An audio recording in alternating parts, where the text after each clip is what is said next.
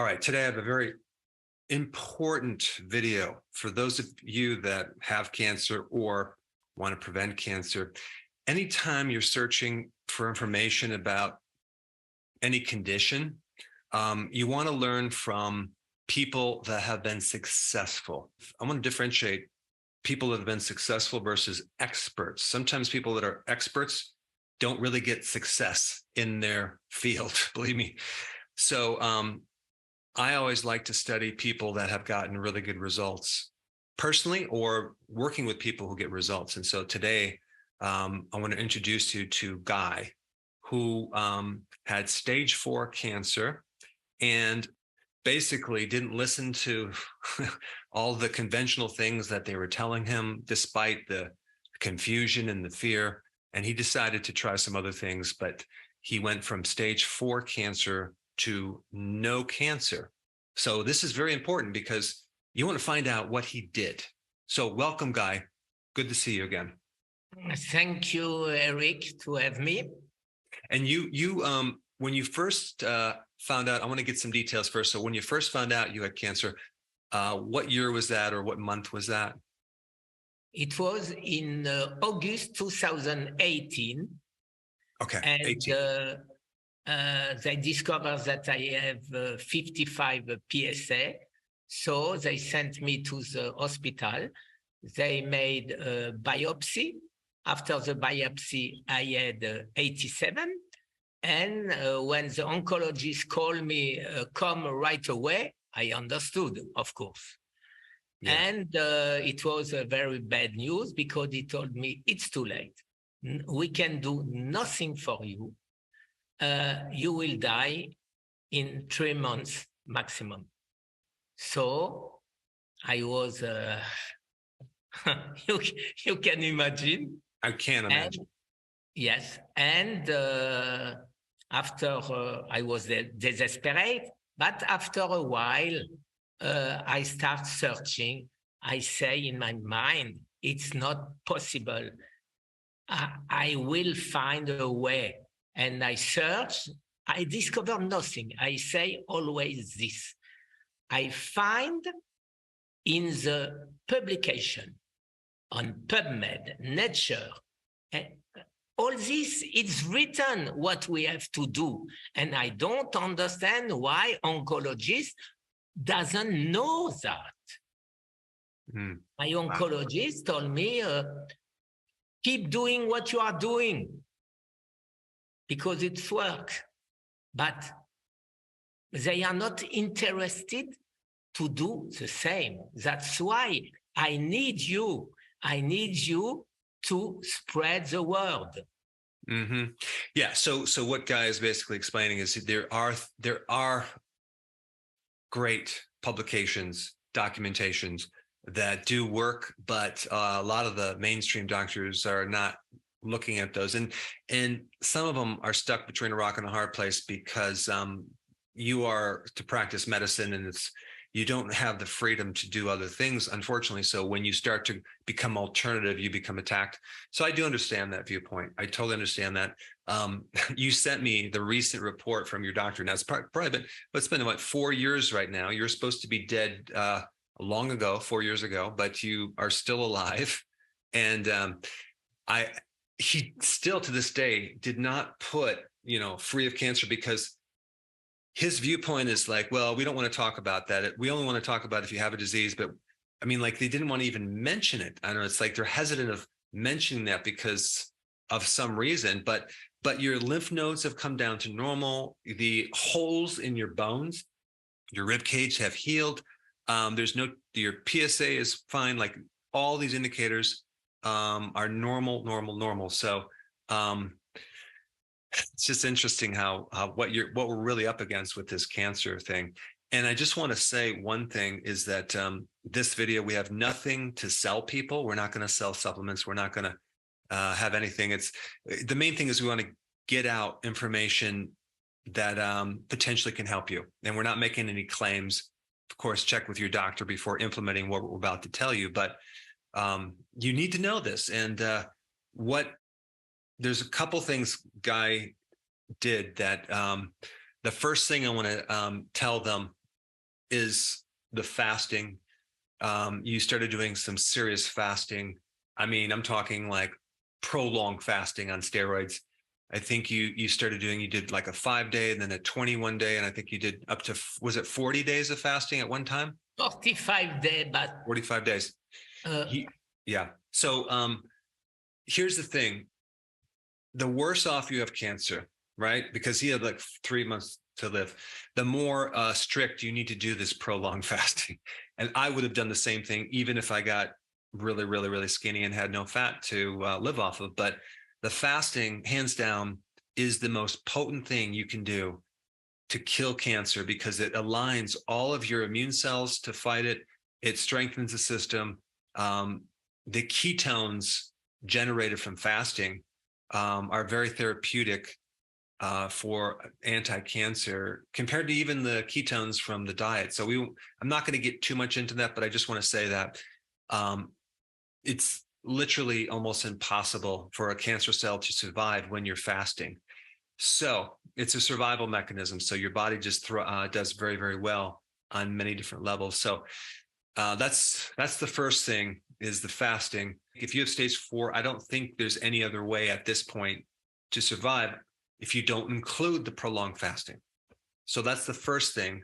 The second thing is a very fascinating nutritional protocol that when you did your research, you stumbled on this famous French scientist whose name is Maurice Israel, who is retired, but a master in biochemistry. And he's an MD and has also his PhD in biochemistry. He's done research his whole life. He really understands biochemistry, probably more than anyone I've ever talked to. There's a certain enzyme in your body, and we won't even give it into name. It's just called SCOT, okay? And this SCOT stands for this long chemical name, is a pathway that very uniquely feeds cancer cells to build their membrane, not necessarily fuel, but to build the membrane around the cancer cell, right? And so his theory was if we were to inhibit this pathway, that would be a really good strategy to kill the cancer cells by inhibiting this enzyme called SCOT, right? So go ahead. Yes. I would like to precise something. Okay. You spoke about fasting and you spoke about ketones. But for that, we don't know really. What we know, Nobel Prize 2016, Osumi, a Japanese guy, it's autophagy. Of course, you know what is autophagy. And is autophagy related with ketones? We are not really sure. What we know is that today it's 2 types of ketones. One act as a signalization, and this one is very good for cancer. One is the nutriment for the cancer, and this one is very bad for the cancer. Very bad for us, very good for the cancer. But anyway, we know today what we have to do. We don't know exactly what is the mechanism who kill the cancer cells. We know that if we inhibit SCOT, the cancer cannot build its membranes. And when the cancer cannot build its membranes, it cannot survive. It's like a diver very deep without air. Mm-hmm.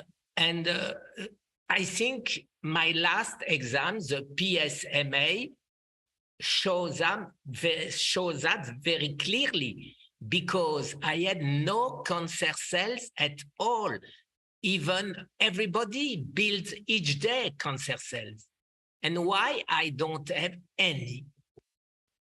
I suppose because the cancer cannot build, because of inhibition of SCOT, or because of DHA, EPA, all this. But that's why we have to finish this research to find what people have to do without be so extreme like me, because since I made my website, I had 9 million views, not so powerful than yours, of course, but a lot of people wrote to me, oh no, I cannot do it, I cannot do it. So we have to find a way to save them, and we are not far away. So let me just explain for those of you that don't know, Guy and I funded a research in Europe with mice, and we compared the top chemotherapy with, which by the way, inhibits SCOT as one of their actions. And it kills the cancer cells, but it kills our immune cells too. So it's like using too much force, right? So, oh yeah, we killed the cancer, but we killed the body as well. So, and then we compare that to using natural SCOT inhibitors, okay? Natural SCOT inhibitors. And there's a whole series of them. I think that we might have used 5, roughly, might have been 6. And then apparently this study showed some really great promising results. Compared to the chemo, it killed, I think, was it 80% of the cancer, or it might have been 78% of the cancer. Now, my question was because Maurice Israel, I asked him, because he helped us design the study. I said, he didn't do the study. We did the study, but he just kind of gave us advice. I said, well, why didn't the natural SCOT inhibitors, why wasn't that 100% successful compared with the chemotherapy? And this is what he said. He said, because the tumor is not just 100% of the cancer cells. It has a certain percentage of your own immune cells.